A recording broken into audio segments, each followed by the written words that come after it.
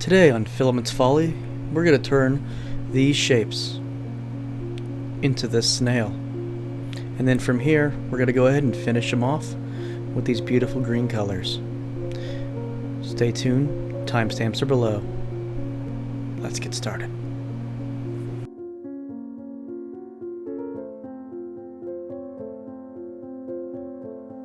Okay, so I'm going to start with the UV sphere, and I'm going to take it into sculpt mode and turn on Dantapo.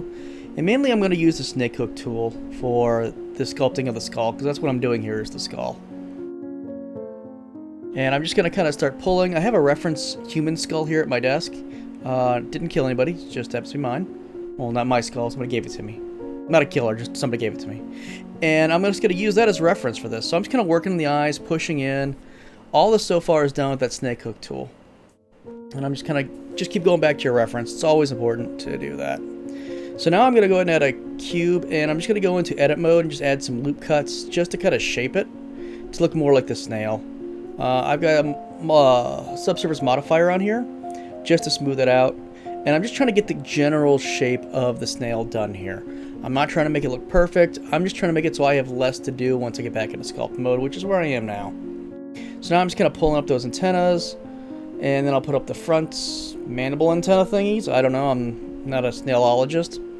And I'm just kind of adjusting the shape here, trying to see if I can get it to look more like a snail. Again, I have references here, and I did make a duplicate there just for backup. It's always good when you're doing weird stuff like this to do that. And essentially here I'm just checking out different angles, making sure stuff looks like it works.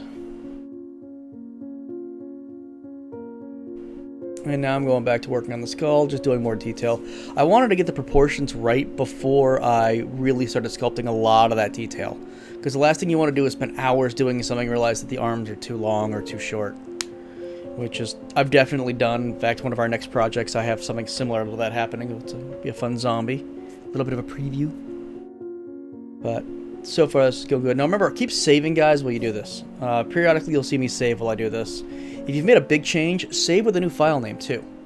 Always important to do that. And again, here, I'm still using that snake hook tool and the smooth tool just to do this. And I'm just kind of pushing up these gum areas.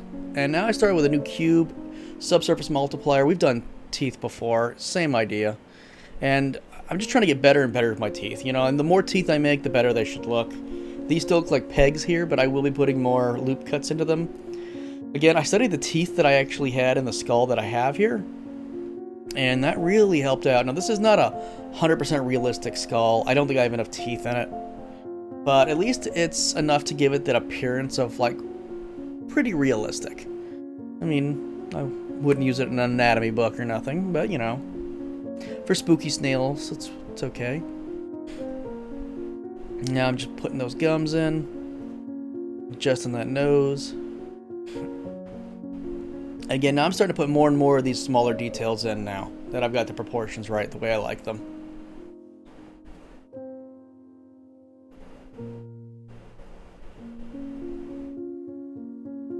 I also use the smooth tool a lot, especially like there in the gums when I was putting dents in, and then I was doing that. So here we go. Now I'm going to put those loop cuts in to make those teeth look, you know, because if you think about it, your gums hold your teeth in, but there's no gums there. The gums are gone. It's just bone. So you're going to see some of that stuff that's usually under your gums, but when it gets into your skull. So think about that when you're doing skulls.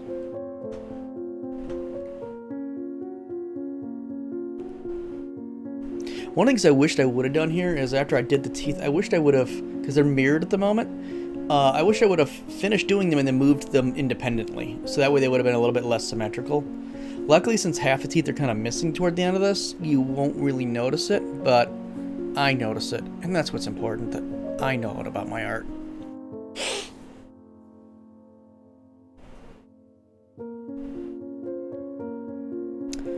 Alright, so I think I'm getting ready to start adding texture here, yeah. So here's what I'm adding textures into my texture brush.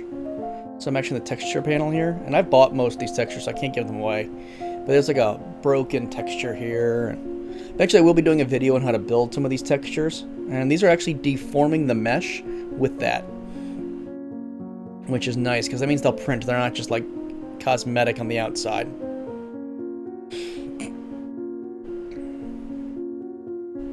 And I'm just kind of shattering that skull. And I'm trying to make the snail look like the teeth are in it, but honestly, this entire pose did not end up working for me. Which is one of the reasons it's so important when you're making big backups like this Boolean to do backups of your pieces inside there. Just make a duplicate copy. Nobody's going to care. Okay, now I'm texturing the snail itself. And like, I really liked this texture. I think this looks pretty good, but you know, I honestly slept on this and then I hated the pose. It just wasn't right. You know, it looked really stiff. So I had to go back to a slightly older file and we'll repose it. But I'm going to go ahead and finish the work here and then start over again. It'll be so much fun. And I could have edited this part out, but I decided to leave it in. Mainly because I want you people to understand that, you know, sometimes we make mistakes. Sometimes it means starting over, and there's nothing wrong with that. I mean, I didn't start completely over, but that's also why I do all these saves. I feel like it's really important for that reason. So you can see now that it's a little bit smoother now, and I'm trying to adjust the snail. And I'm going to retexture the snail, or the body of the snail. And, you know, nothing really lost here, just a little bit of time, and not getting frustrated. I also started looking at more references to snails. I noticed that the body should go into the skull, like if it was part of it. So that's where I got this edit here. And I'm using the pose brush here a lot. I don't really like it. I'm probably not very good at it myself. Like I've said before, I'm kind of new at this. So, take it for what you will. We're learning together. Alright, now I'm getting ready to retexture it again.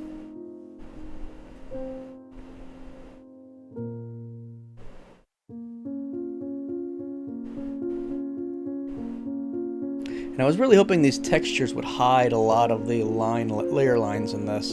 They didn't hide quite as many as I'd hoped, but they did hide a lot. I didn't really end up having to sand this much at all. And I Boolean it out, and we're done.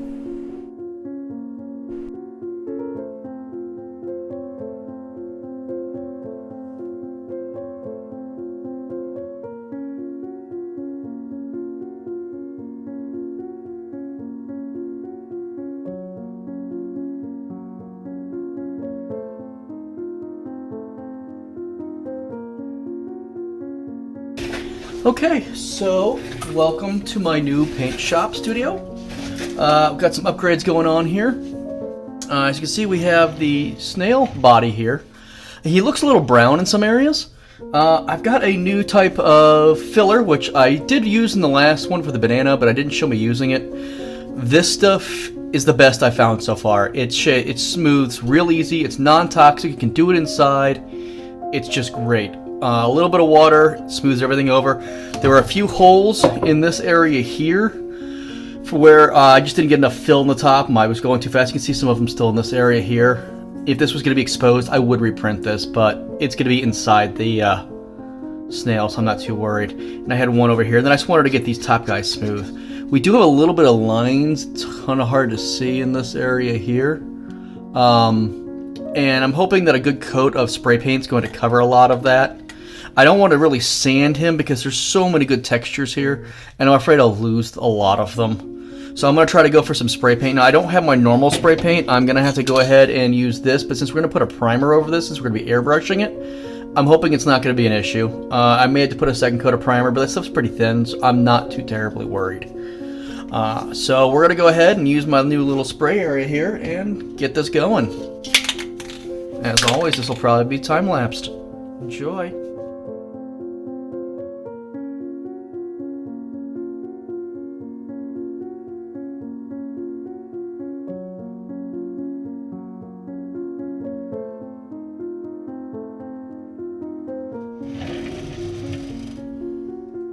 Okay, so we got him primed again, or her, who knows, and we're going to let that dry, and then we're going to start very carefully putting in our wood filler, link below, and sanding away at it. You know, I think this is something we can definitely take care of today.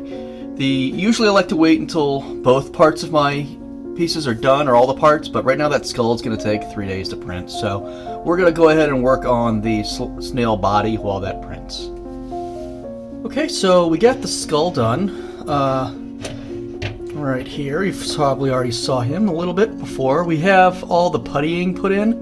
This is that same wood filler that I used. He has not been sanded yet, or she, I don't know, it's a snail. But you can see that I went ahead and sanded the skull itself a lot. I was afraid of losing some of this detail here, and especially in the head and those areas, and the teeth. So I used it as sparingly as I could. Some of this will be covered by the primer as well. Ooh, brain fart there. But so what I'll probably do is sand this guy with some 400 grit sandpaper till he's pretty smooth on those areas, and then hit it with a primer, and then see if I need to go ahead and do a little more or not. Okay, so we got him sanded. I'm not 100% satisfied with him yet, but I want to just seal some of the stuff in because I feel like I'm sanding it out of the gaps now. So we have some primer here. Link will be in the description. I don't know if I have enough for this, but we'll see.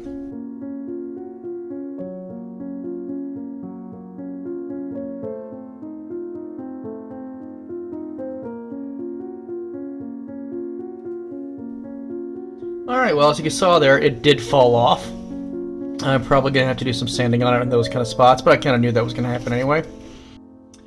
Okay, so I still have some more work to do on the skull. And I kind of want to get a feel for what color I want the snail. I'm thinking for like a dark green airbrushed on, and then I may dry brush on top of this, so that way this creases seem darker. But I kind of want to get a feel for it, so I'm going to go ahead and actually just take the skull off, put him up here for now because he needs to be sanded some more, and we're just going to do like a coat of a darker green, like almost like an army green that I've mixed up here, just so that way we can get a feel for it. This may not be the final color, and this may not even make it into the video if it isn't the final color, because, well, I mean, why would I show you failures? I'll probably leave it in anyway. Alright, well, let's find out. Time-lapse time.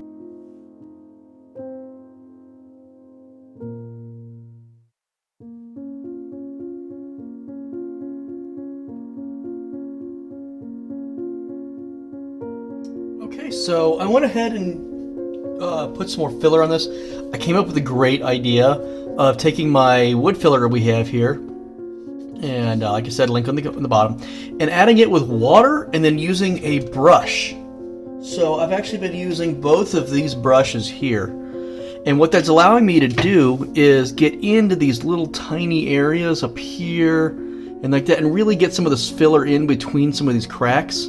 So that way when I sand it, I'm not going to lose all the detail in the cracks, but I will go ahead and get a lot of that weird lining in it. Now I couldn't get it everywhere, but I've got a lot of spots. I've also went ahead and coated the inside of the eyes. I may not sand them as much, but they won't really be seen, and at least the lines won't be in those areas. So, I think this is a good first step here, and I'm really excited, or maybe third step, who knows. But we're going to go ahead and get him sanded, and then we'll get back on to working on him. Okay, so we've already done like a first coating in this area here. I'm really liking it. I went ahead and mixed up a little bit more, and we're just going to go ahead and do a little, see if we can get it a little more even on there.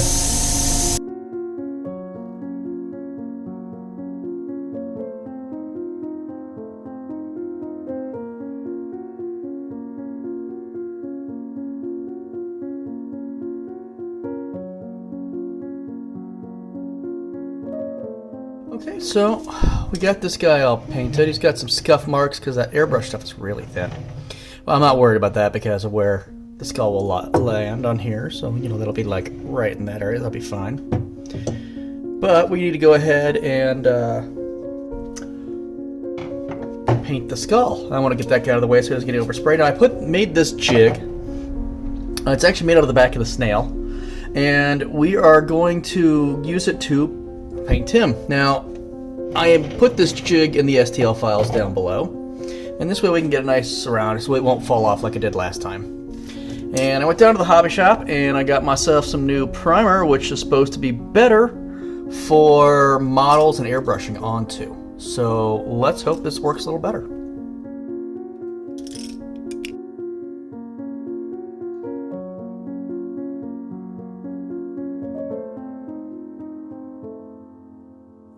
Okay, so we have the skull primed. I mean, it's not 100% solid, but I think it looks good for what we're going to be doing. And I went ahead and mixed up a new color here. It's kind of a grayish, kind of creamy green color. And we're going to put that down as a base, see if it does any good. And we'll just start building up the darkness from there. I don't want to go too dark too quick.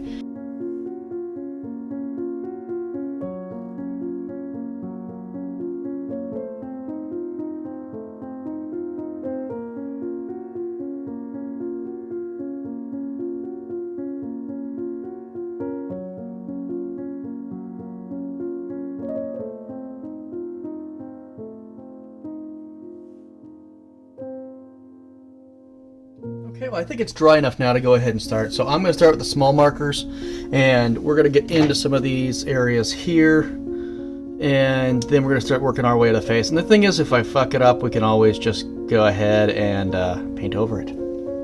Let's get started. Start the time lapse!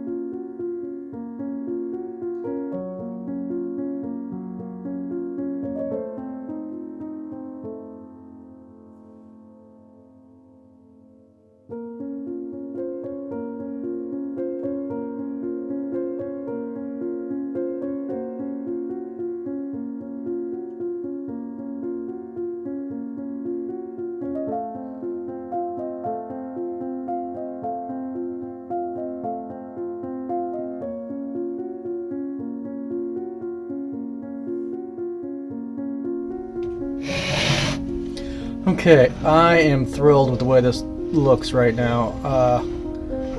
I think I knocked back just enough of those lines. They still look good. But yet you can still really see those cracks. I'm really happy with this. Okay, so I went ahead and touched up the areas. I know there's still some spots here and here that you can see where the paint scraped off a little. I'm not concerned about that because the skull will cover that. But all the other little spots have been touched up. And I was going to do an epoxy resin on this. I did a test on the painting form and I just didn't like it. It didn't look gooey enough, and it was a lot to do, and it was a pain in the ass, and I just said no. So we're going to go ahead and go with gloss varnish. And I'll have a link to this in the description if I can find one on Amazon. I bought this in my local hobby shop because I'm impatient. But we're going to go ahead, and it is airbrush safe, so we're going to go ahead and load it up into my Badger and start spraying.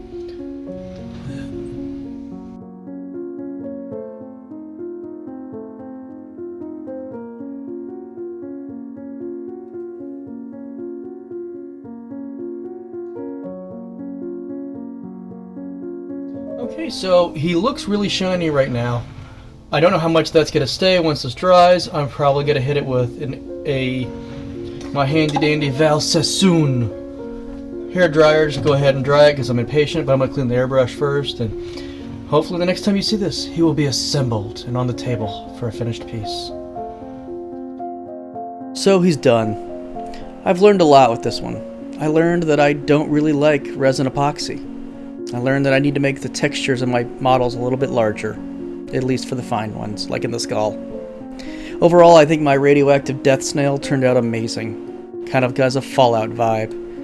Wished I would have finished him before Halloween, but unfortunately I didn't. Anyway, if you'd like to make him, I've got Thingiverse links below, and also Cult 3D if you'd like to donate a little bit of money by buying it there instead. I've got all the links to all the stuff that I used here that I could find in Amazon below as well. If you could go ahead and subscribe, that would mean a lot to me. And if you make this on Thingiverse, post a make photo. I love seeing other people's interpretations of the files I post. Thank you so much for watching. The obvious cracks, which you want to keep. Look at all that amazing crack texture.